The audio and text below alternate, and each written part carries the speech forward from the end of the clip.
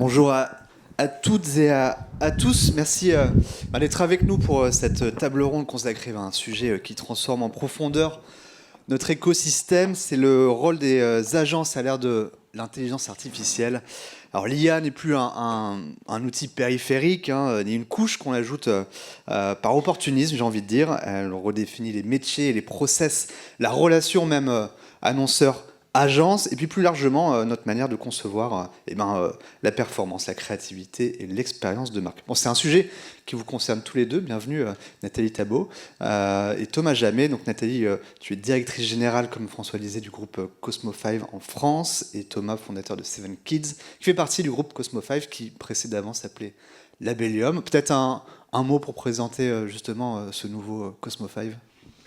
Merci et bonjour à tous. Effectivement, on est ravis d'être là parce que c'est une première pour le groupe que vous connaissiez sans doute sous le nom de Labellium. Mais Labellium, c'est aussi l'agence search historique née il y a 25 ans, au démarrage justement de ces nouveaux enjeux avec Google et du search. Et donc, le groupe s'est beaucoup développé au fil des dernières années avec la création d'entités expertes sur le search, sur la data, sur le SEO, sur la création. Et en fait, au fil de ces années, il fallait expliquer qui nous étions, puisqu'aujourd'hui, on est 1300 dans le monde, on est 600 en France, donc on a une taille qui est devenue importante. Et le motto, c'était « Pour vivre heureux, vivons cachés ». Aujourd'hui, on explique davantage qui nous sommes et ce que nous faisons pour nos clients. Donc c'est une très grande année pour le groupe. Ce qui me fait particulièrement plaisir aujourd'hui, c'est de se dire qu'on est avec vous sur cette thématique de Future of Brands, alors que le groupe était surtout connu sur des enjeux de performance, plutôt bas de funnel. C'est pas le cas. Le groupe a toujours beaucoup travaillé sur les enjeux stratégiques pour les marques. Donc c'est un très grand plaisir et c'est assez juste pour nous d'être là avec vous aujourd'hui. Voilà pour ce qui est de quelques Nathalie. mots sur Cosmo 5. Thomas, 7 Kids, ton bébé, j'ai envie de dire, ton 8e bébé du coup. Oui, alors on a effectivement le nom de l'agence. Bébé ensemble. Le nom de l'agence effectivement vient, vous l'aurez peut-être deviné, du fait qu'avec le cofondateur de 7 Kids, Régis Langlade, on est des papas. Donc j'ai 4 enfants, Lille en a 3, donc on a trouvé ce nom qui nous ressemble. Voilà, donc merci de le mentionner, mais on va peut-être s'arrêter là quand même. Sinon on devra changer le nom de l'agence, le logo et tout, ça serait un peu compliqué. Donc on a effectivement créé cette agence au mois de juin au sein du groupe Cosmo 5 et ça complète vraiment l'offre du groupe à un niveau, je dirais, de toutes les capabilities qui existaient déjà, quelques-unes qu'on va effectivement ajouter, et puis bien sûr aussi au niveau international avec un développement qui est déjà prévu. Super. Bon, Nathalie, en préambule, tu mentionnais justement que l'IA fait partie de l'ADN de Cosmo 5, et puis on discutait aussi de cette alliance aujourd'hui entre intelligence artificielle, intelligence humaine. C'est aussi le sujet que tu portes. Concrètement, aujourd'hui, qu'est-ce que ça change dans le rôle de l'agence en général, et puis vis-à-vis aussi des annonceurs ? Alors c'est vrai que dans nos échanges, on a beaucoup évoqué l'idée que pour nous, on parle d'intelligence artificielle dans le groupe depuis les débuts, presque avec les algorithmes. Le groupe, il est né avec les algorithmes. Mais en fait, on parle aussi d'intelligence humaine, beaucoup, d'intelligence stratégique, d'intelligence opérationnelle. Et donc l'intelligence humaine et l'intelligence artificielle, ce qui me fait sourire, c'est que Corinne en parlait dès le démarrage de cette matinée. Et je suis ravie, on n'a pas fini cette matinée, mais je suis ravie de constater que l'humain va jouer un rôle et que les agences, sans doute, c'est pas la fin des agences. L'IA ne va pas tout remplacer. Et donc, en fait, dans le groupe, la combinaison des deux, elle est clé. Et donc, avec nos équipes et avec nos clients, le rôle des talents qui sont chez nous sont déterminants pour la réussite. Et donc quand on cherche à se dire finalement quel est le rôle de l'agence aujourd'hui pour ses clients, on voit que les clients, ils ont un certain nombre d'enjeux. Ils vont attendre d'abord de l'optimisation, des efficacités et d'aller plus vite et que ça coûte moins cher.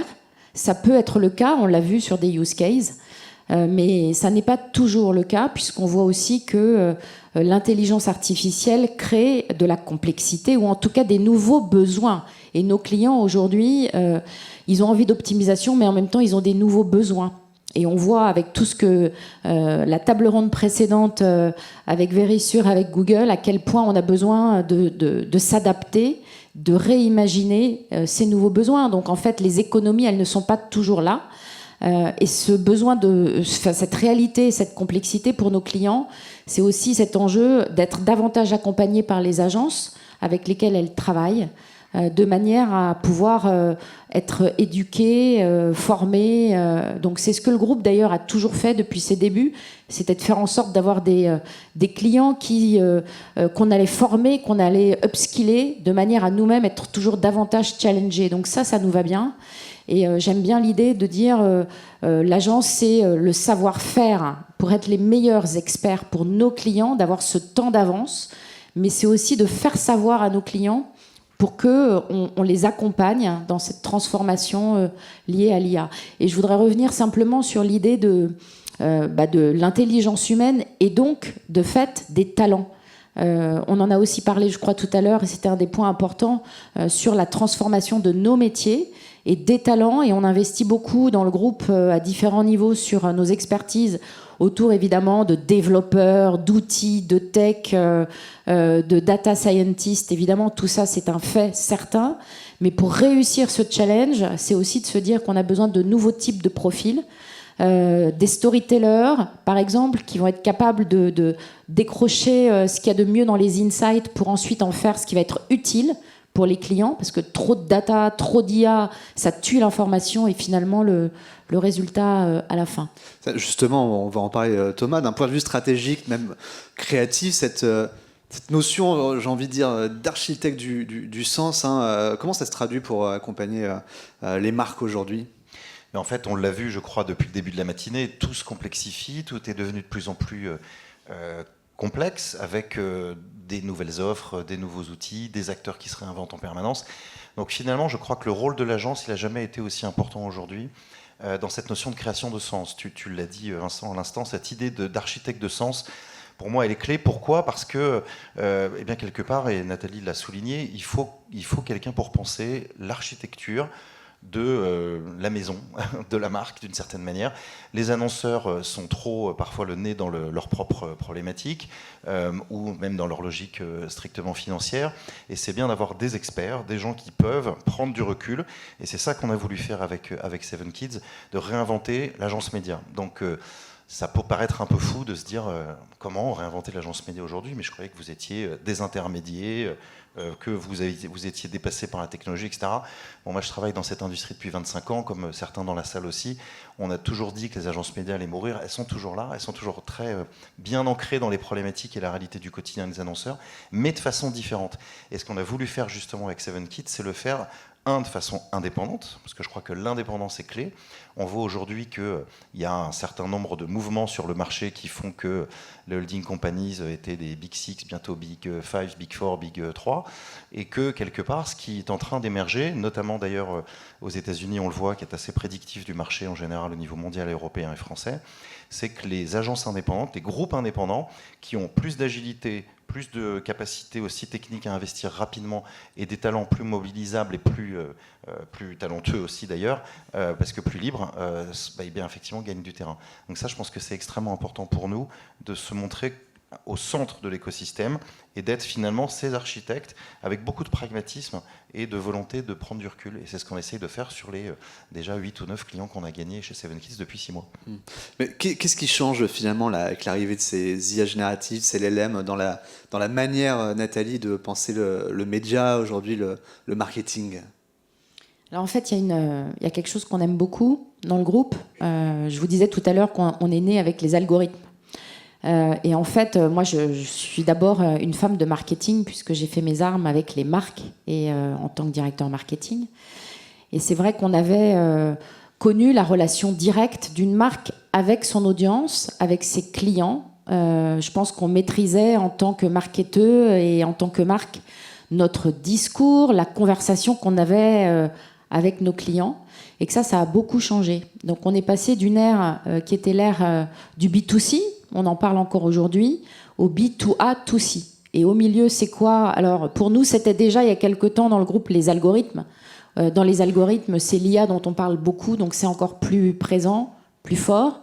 Et ça veut dire quoi pour un marketeur aujourd'hui ? Ça veut dire que y a un filtre, il y a un nouveau langage qui est au milieu de sa discussion avec son audience.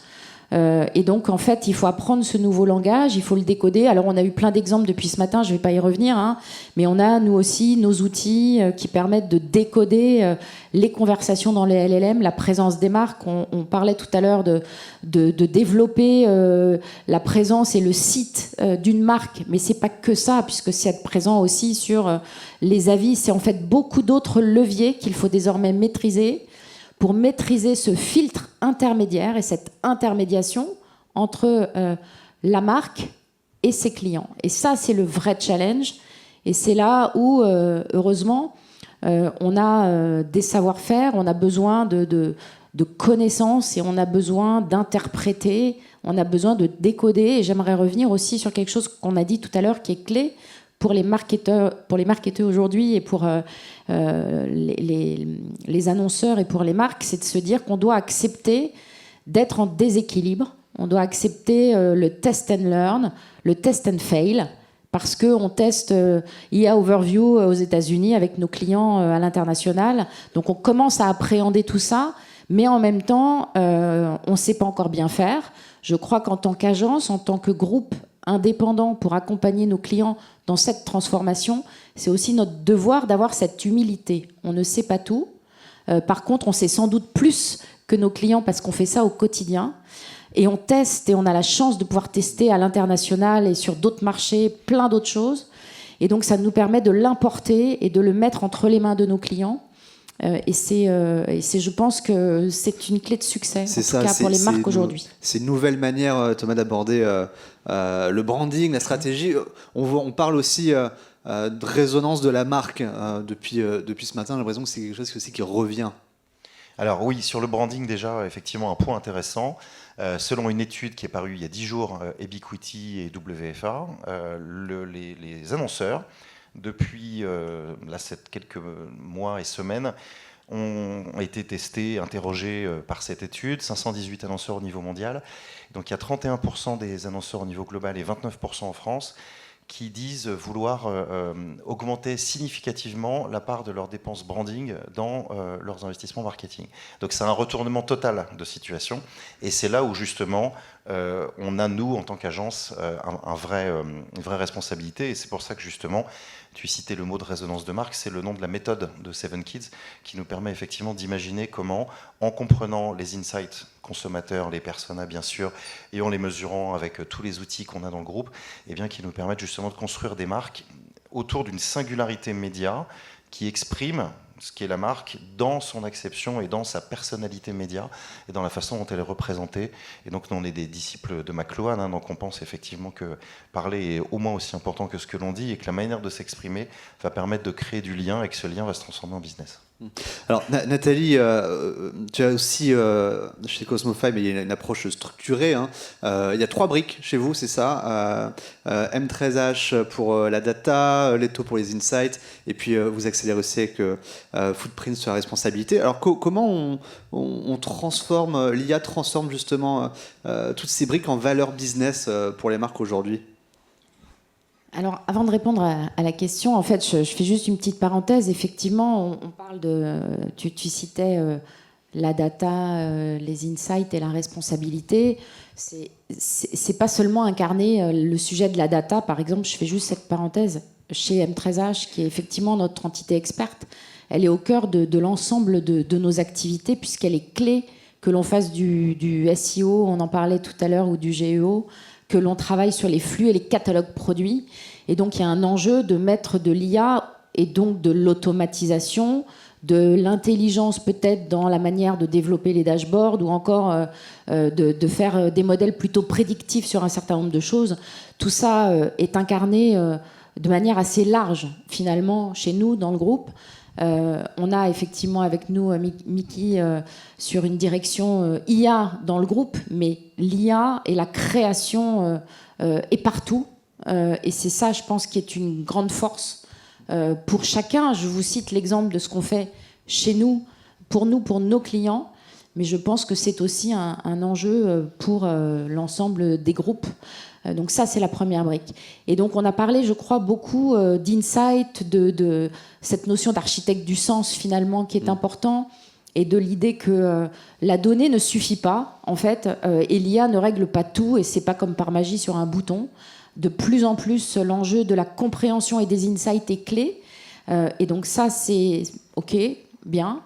Et en fait, je voulais juste vous donner une illustration à quel point on pense que c'est important chez nous, puisqu'on a créé, là, il y a quelques semaines, une nouvelle entité business qui s'appelle Leto, et qui, en fait, c'est une expertise sur le sujet de la beauté et sur le sujet des insights.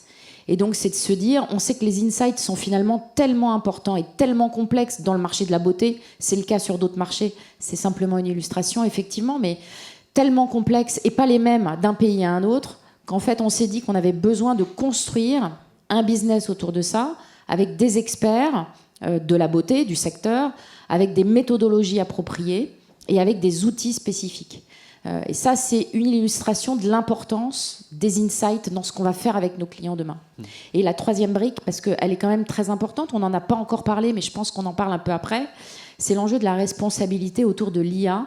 Et c'est de se dire qu'effectivement, aujourd'hui, il faut être quand même réaliste. C'est que l'inflation des usages des LLM, par exemple, fait que la consommation énergétique carbone est considérable. C'est 2000 milliards de tokens par jour. Et donc, c'est juste dingue. Il faut être conscient de ça. Dans le groupe, en tout cas, on a été conscient de tous ces enjeux depuis fort longtemps. Et on a mené un rapport qui va sortir cette semaine, je crois qu'il n'est pas encore sorti, mais qui va sortir, et qui permet de mettre en avant des directives sur les bonnes pratiques autour des enjeux de l'utilisation de l'IA et des LLM. Par exemple, autour de la création du brief que vous allez faire, parce qu'en fait, c'est le point de départ. Et donc là, si vous n'écrivez pas votre brief correctement, que ce soit un brief pour les créatifs, par exemple, le résultat va prendre beaucoup de temps et va être très consommateur. C'est autour de finalement quel modèle utiliser, parce qu'en fait, il ne s'agit pas de prendre une Porsche quand on va faire 200 mètres, et donc d'utiliser le bon modèle, et c'est de se dire quelle est la valeur que j'attends derrière.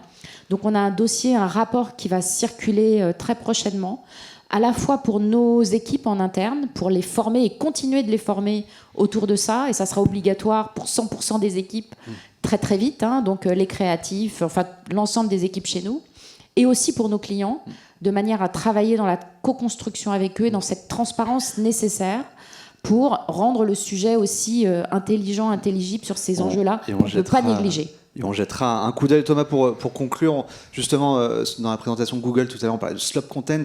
C'est quelque chose, aujourd'hui, le contenu qui est répétitif, qui appauvrit, que tu défends justement. En quelques mots, pour aider les marques à créer moins, mais mieux, aujourd'hui, on fait comment pour retrouver sa singularité dans sa prise de parole au milieu de tout ça ?